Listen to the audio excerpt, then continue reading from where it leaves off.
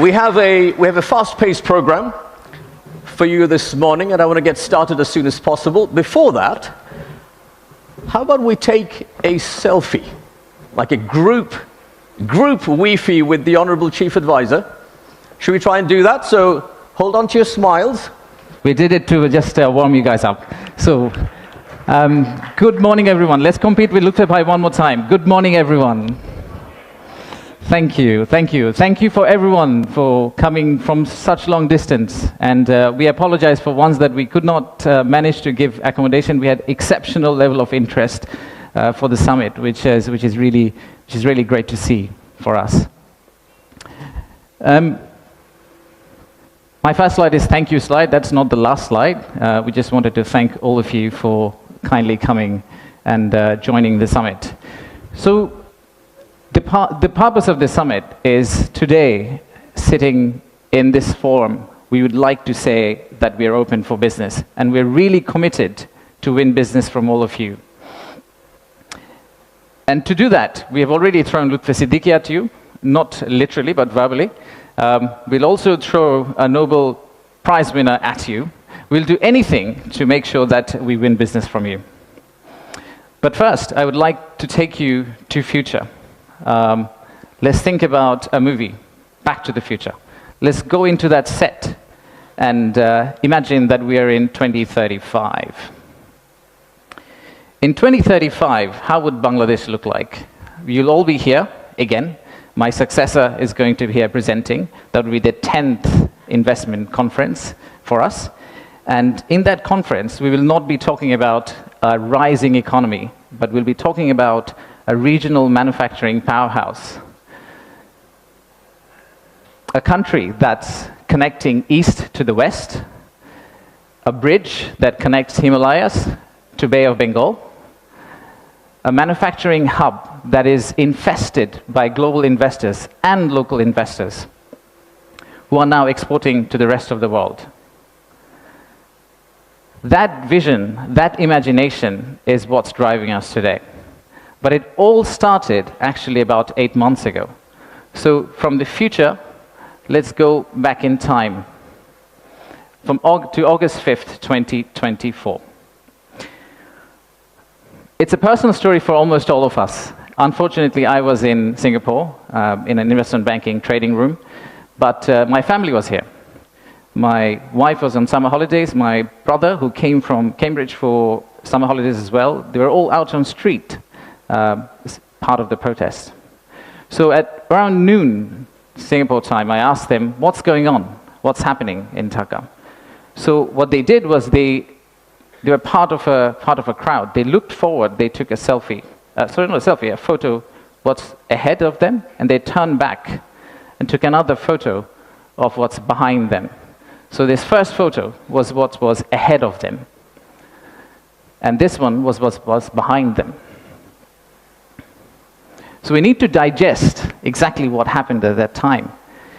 The young population, the entire youth, was out on street, demanding transparency, demanding opportunity, demanding democracy, demanding freedom of speech.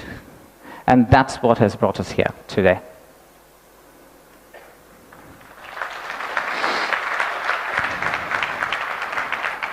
So today, the expectations are very high. The young population of our country, they're global. Unlike us, they're used to tweeting, they're used to looking at TikTok and looking at Singapore and Bangkok, so they don't want Dhaka to be Dhaka 2.0, they actually want Dhaka to become Singapore and Bangkok in 5-10 years' time. So how do we get there? That's the expectation we have. How do we get to Singapore and Bangkok within 5-10 years? How do we unlock the energy that we got during the August Revolution? How do we harness that energy and convert it into employment generation and industrialization? The story for Bangladesh was always there. A lot of you already know about it. We have 180 million domestic market. We have a young population. Almost half of it is less than 25 years old. The middle and affluent class is about 35 million people, which is as big as the Malaysian total population. We have many, many other factors that has led to where we are today. And actually, I must say that there are companies who have been here for more than 100 years and have made exceptional returns compared to the global markets. So if you look at some of these companies who have actually operated in Bangladesh for a long, long time, the returns they have got in Bangladesh is actually significantly higher than the global average. And today, we also have a fantastic news that one of our own startups called ShopUp, the news came out about an hour ago in Bloomberg that the Saudi sovereign PIF, their investment arm called Sanabil Investments, they have actually co-led a round of $110 million US, along with Peter Thiel's Valo Ventures, to invest in one of our own startup to go global. So let's give a big round of applause to ShopUp.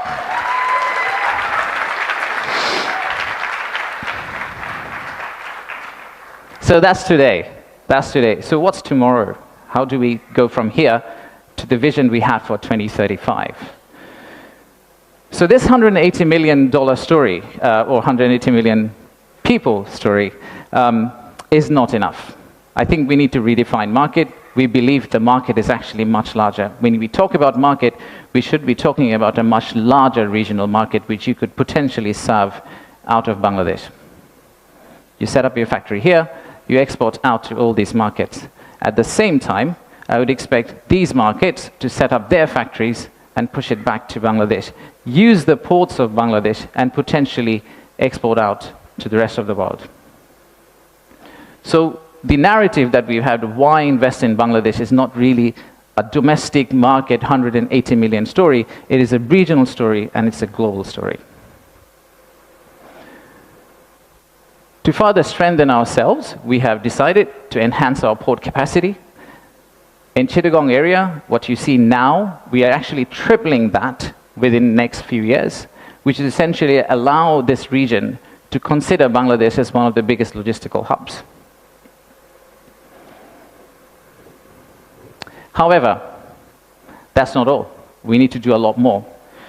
So at the beginning of interim government's period, we actually decided to talk to more than 200 CEOs and entrepreneurs who actually are doing business in Bangladesh today. And we wanted to understand how can we convert our critics into our ambassadors. They are the only ones who could potentially bring business for us. They are the only ones who, if they travel abroad and say Bangladesh is a great place for business, that's when we are likely to get more investment. So we divided all their complaints into two groups, or the solutions that came out of their complaints. The list of challenges are very long. It's from the Earth to the moon and back. But we whittled it down to a few action items, some of which are short-term wins, so some of that you see here, some of which are actually long-term policy reforms that we would like to also undertake and set the direction of travel for the country in the right course so that the incoming government, the next government, the political parties who come and start driving this economy, they can follow the same script for us. I'll give you a few examples. Let's start with, we talked about a true one-stop service. There are two elements of one-stop service. The first one is the human element, and then there is the digital element. In the human element piece, what we have decided to do is we are going to co-locate the primary agencies, the high touchpoint agencies for our investors in one location. So that instead of the investors walking around different ministries, and we have a lot of them in Bangladesh, they all come to one office and they end up meeting everyone. We've also decided, like banks, and I am from banking, I guess that helped, that we are going to set up a relationship management team under BIDA. What it would essentially do is, just like a corporate banking, relationship banking manager, he would hold hand of the investor and walk them around the landing process. Let's take another example. Our friends in National Board of Revenue helped us set up the authorized economic operator. It's essentially the green channel, or widely known as the green channel setup, where if you're a good customer, you are able to circumvent some of the custom checks and fast-track your process through the ports.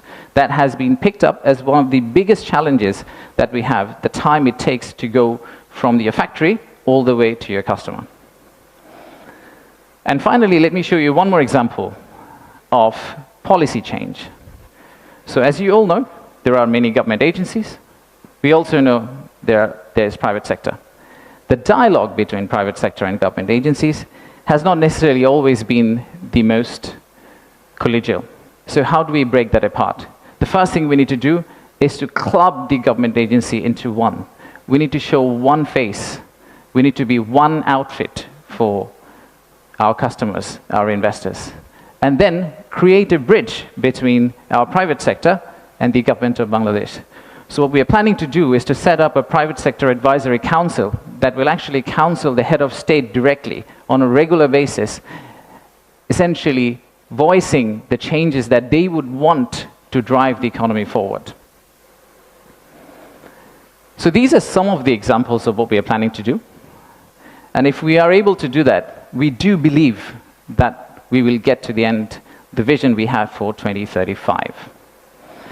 Now, of course, there are many, many other factual reasons, statistics, tables, Excel files that I can share with you to tell you why you should invest in Bangladesh.